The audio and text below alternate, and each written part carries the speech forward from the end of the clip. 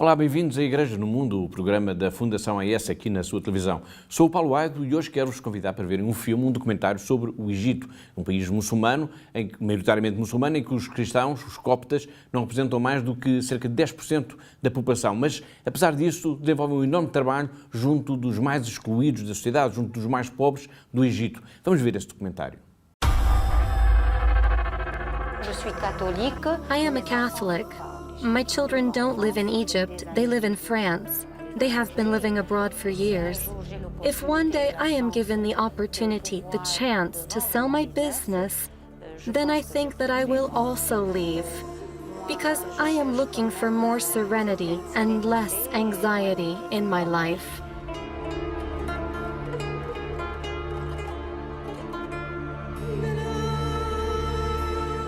We associate Egypt with the sun, pyramids, and mosques.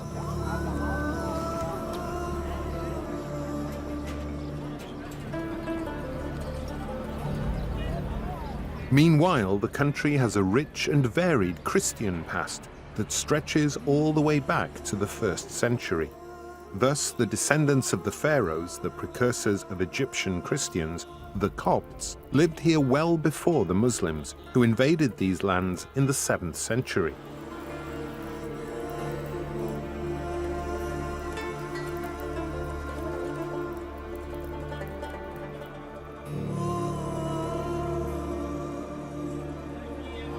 Copt originates from the Arab word kipt, denoting an inhabitant of Egypt.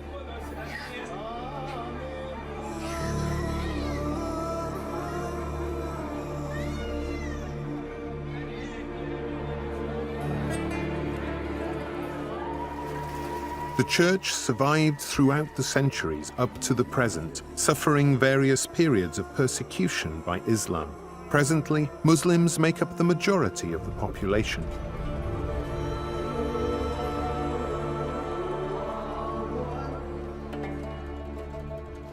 The Egyptian church differs somewhat from churches outside Egypt. Our church is never afraid. We lived and grew up with martyrs. We learned their stories. We learned about their lives. We know how and when each martyr fits into Egypt's history. Many unusual signs accompany Egypt's Christianity. One of these is a cross tattooed on their hands. It is a cross that adults tattoo themselves, but children are also tattooed, so that they never forget their roots. Never forget where their deep tradition lies, where the source of their strength is, in difficult times, in times of persecution. Very nice.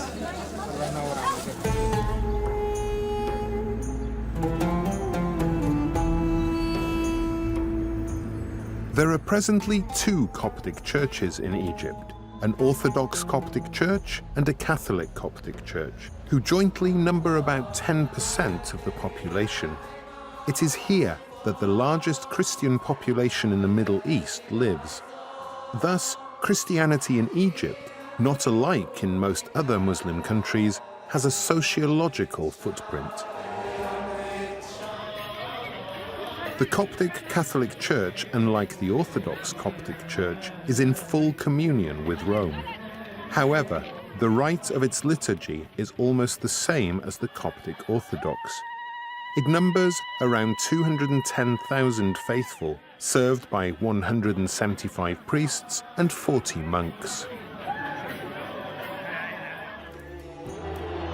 Since President Hosni Mubarak's overthrow in 2011, Christians have been through very traumatic times.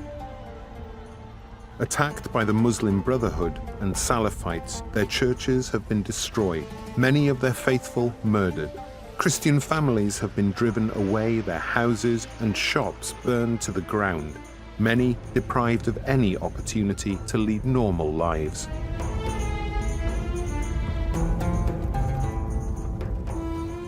There have always been attacks against Christians in Egypt.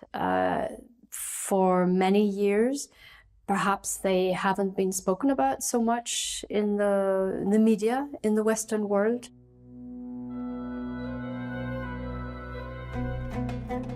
The Christians' dramatic situation seemingly improved when Abd al-Fattah al-Sisi came to power in 2014.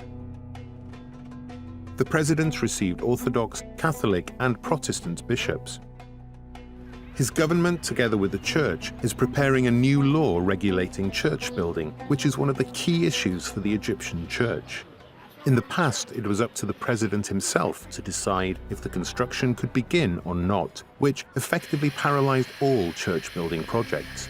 Now that decision would be taken at a lower level. The apparent peace, however, has been violated by several bomb attacks performed by terrorists from the so-called Islamic State. This jihadist group seized large territory in Syria and Iraq, then part of the Egyptian Sinai. Its brutality, mass killings, abductions, and beheadings became known worldwide. In 2016 and 2017, the jihadists targeted worshippers and numerous religious sites. Hundreds of Christians have been killed. One of the Islamic leaders in Egypt has warned Muslims to stay away from Christian gatherings, as well as government, military, and police facilities, suggesting that the militant group will keep up attacks on what he referred to as legitimate targets.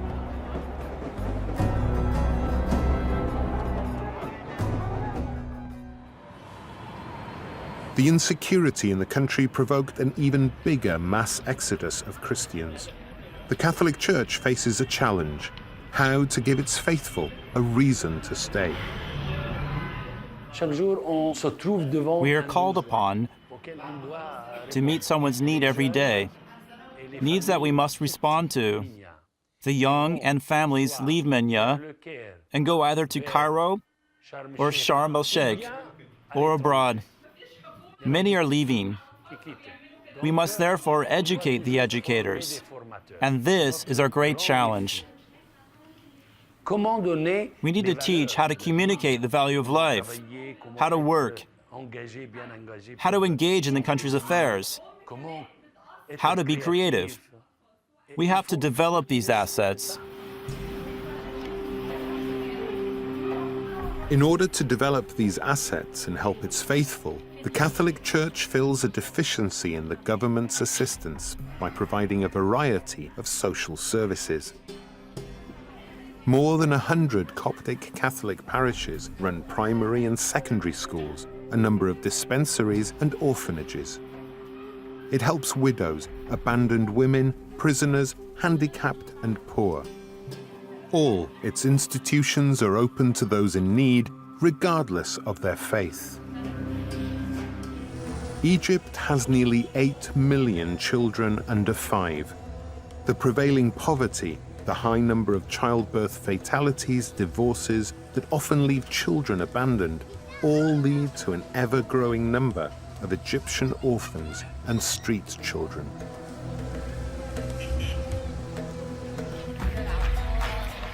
Franciscan fathers run nursing homes, clinics, schools with 10,000 pupils and 400 teachers, and 3 orphanages.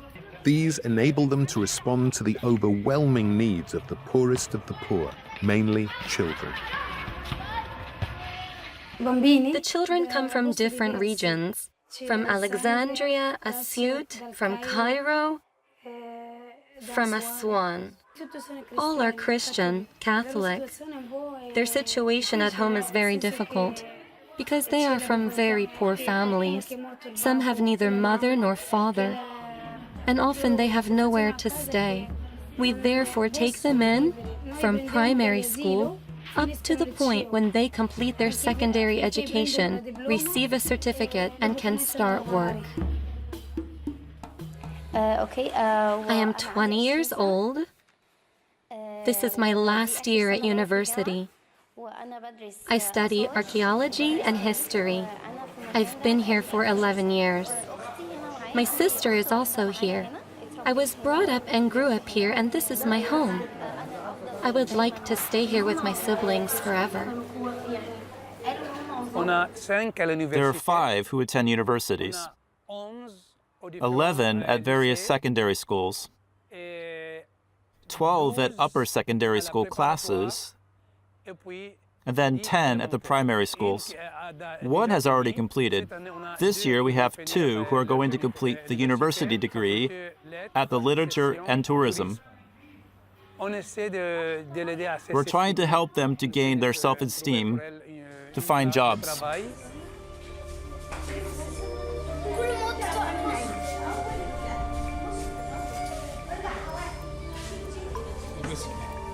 Running orphanages and childcare homes is an expensive endeavour.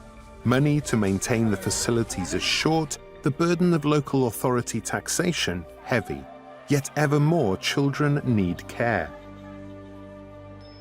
Funds are forthcoming from charitable organisations, including Aid to the Church in Need, but not exclusively, because orphanages also run their own businesses. They produce tables here for our seminary. We sell furniture, but to special order. Profits go to helping the disabled. We give a person work. They earn a little.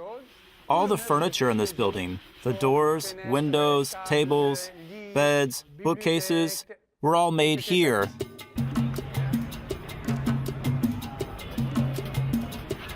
The best schools in Egypt are run by Catholic priests or sisters.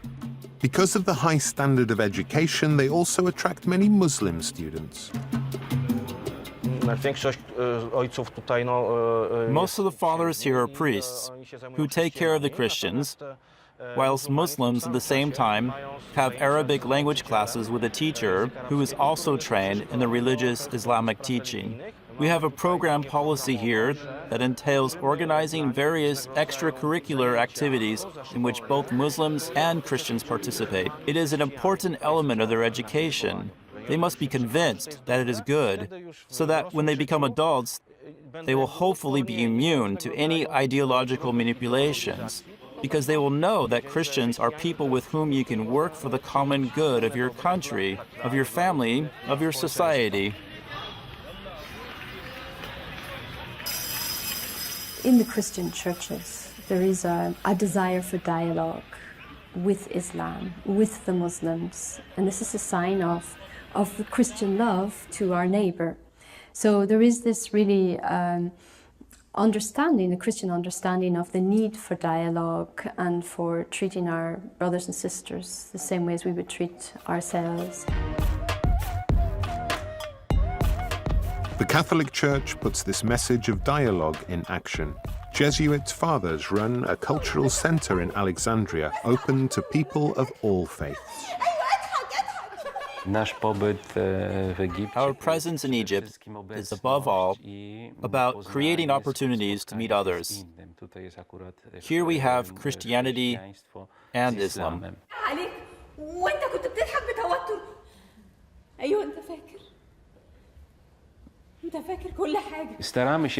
We try to encourage the young who are at the start of their artistic, cultural, literary journey.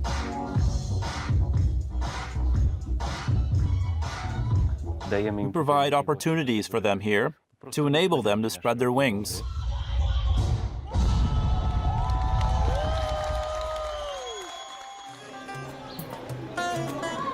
Many initiatives were also born in Catholic Coptic parishes. St. Mary's Church is a good example of the variety and attractiveness of projects that not only appeal to many Christian parishioners, but also to Muslims.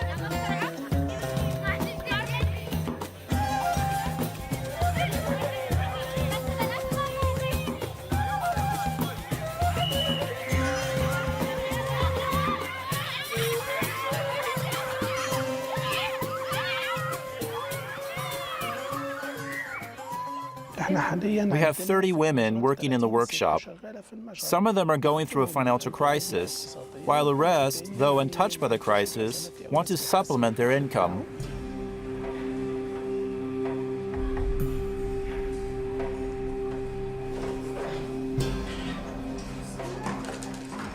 I dream of building 2 more floors. One dedicated to youth activities, to fight unemployment, to enable young people, also women, to work. And another floor, that is why we have a lift for the elderly, something like a place of care. Thanks to our Lord and aid to the church in need and a few other friends, we were able to lay the church foundations, and the floors have also been done. 2 halls serve as a meeting place for Muslims and Christians. When there is a wedding, Muslims come to congratulate Christians, and so both are united.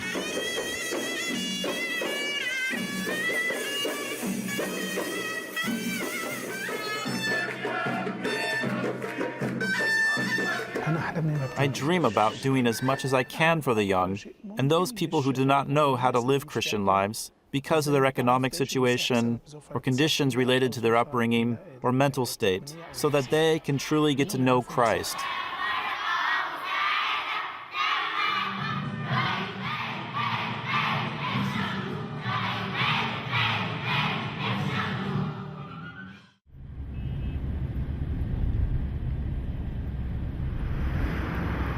There are also lay Catholic charities in Egypt, such as the St. Vincent de Paul Society, whose principal objective is to fight poverty and social injustice.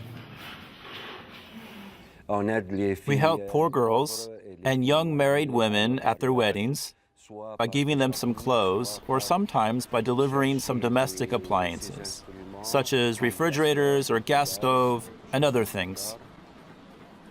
They give me money every month, and sugar, and a tin of oil, and a tin of lard.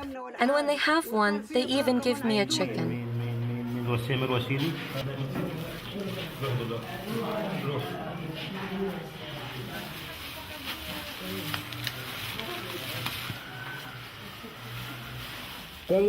I have no national insurance or pension, nothing.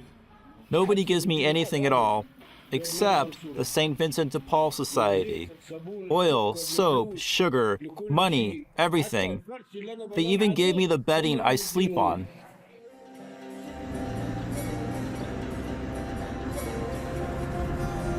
The Coptic Catholic Church in Egypt also supports agricultural initiatives, such as food production and animal husbandry.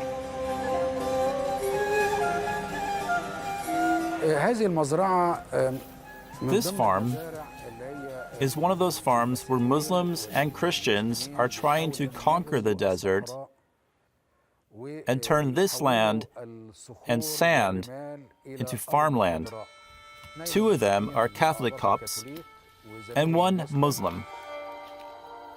They got along and created this farm. The idea of cultivating desert lands is a very beautiful one in the service of the Egyptian economy. Copts are focused on serving their country, no less than others. 3 partners have together created an opportunity for workers, poor families, and young people. They live together and therefore escape the restrictions of the Nile Valley, the unemployment, and the work crisis. They survive in a clean atmosphere, far from the smog, from the cars, the asphalt, and the continually crowded streets. It is a project that I encourage our sons and daughters to join. May God give them His grace, prosperity, and blessings.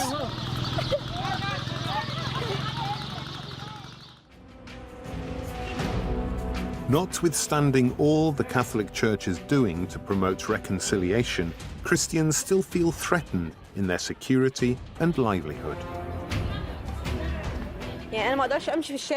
For example, I cannot walk the streets alone with an uncovered head.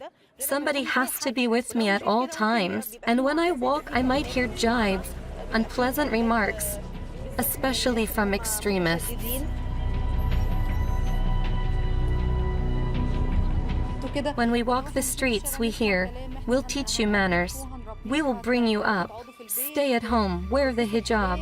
Such comments are repeated very often.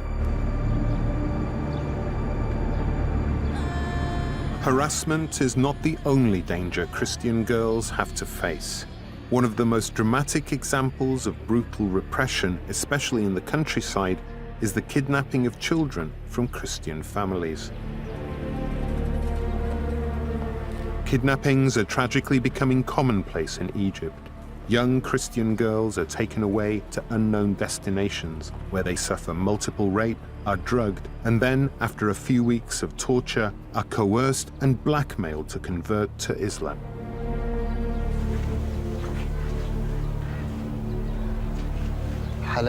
Instances of forceful conversions to Islam have been prevalent in Egypt since the beginning of the 1990s, ever since Islamist and Sharia groups began to spring up. These incidents took place under the patronage of the National Security Agency. After the revolution and the disbanding of the agency, Salafists began acting in accordance with their own aims. After the revolution, we noticed how their interests turned towards 11, 12, and 13-year-olds. There's a whole group of girls this age who have totally disappeared.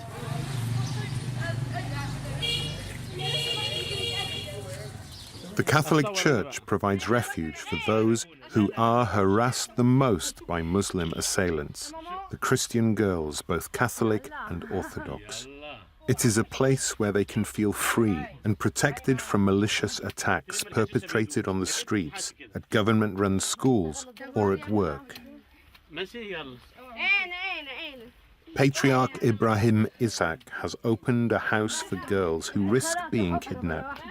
Apart from material assistance, the girls are also supported spiritually and psychologically. We try to talk with the girls about any problems that might have occurred, attacks, rape. We try to convince them to stay here for a while, to recuperate, and thus enable them to become valuable members of society anew. We then give them a tutor, and this tutor, even when they leave, never leave them. When a girl comes here, she doesn't pay for anything. Patriarch Ibrahim Isaac also takes care of the poor, abandoned women, as well as handicapped people, by giving them an opportunity of learning new skills and work.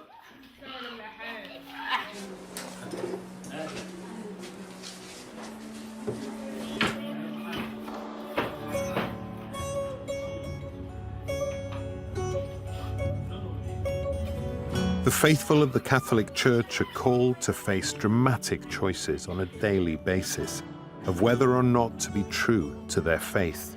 They are called upon to be visible signs of their Savior day in and day out in a world dominated by uncompromising religious extremists. You have to believe that there is only this one choice, the choice of dialogue between us and the others. A dialogue that is not only verbal, but is also an everyday dialogue. We need to work together as Egyptian citizens for the common good, for the good of all Egyptians.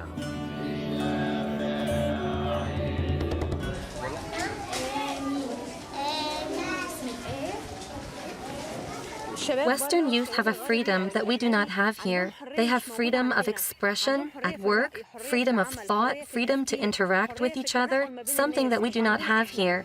And they do nothing with it. Their churches are empty. There is no youth. Why? Why, when we defend our faith here, they do not do it there?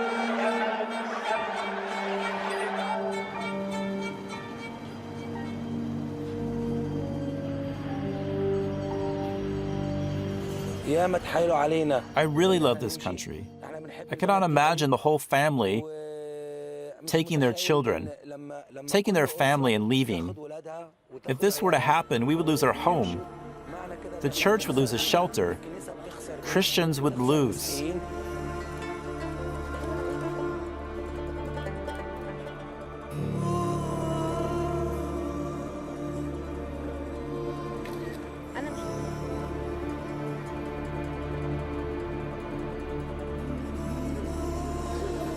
Egypt is beautiful. We grew up here. Egypt is really in our blood. All we ask of God, and He will respond to our call, is that He blesses the people of Egypt. We trust His words and His deeds. If God wills it, Egypt will regain its blessing.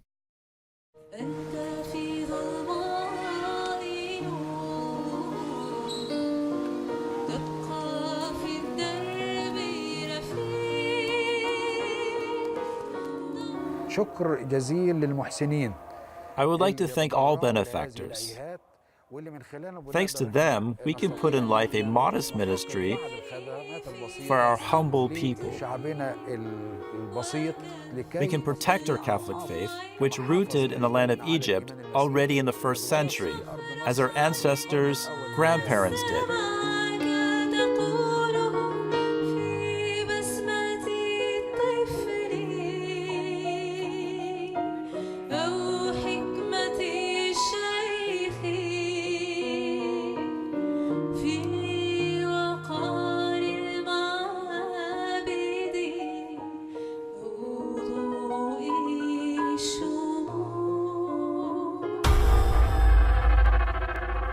Esse é com este documentário que nos ajudou a compreender melhor a vida difícil dos cristãos no Egito. Chegamos ao fim do nosso programa. Despeço-me com amizade. Até à próxima semana. Até ao próximo Igreja no Mundo, se Deus quiser.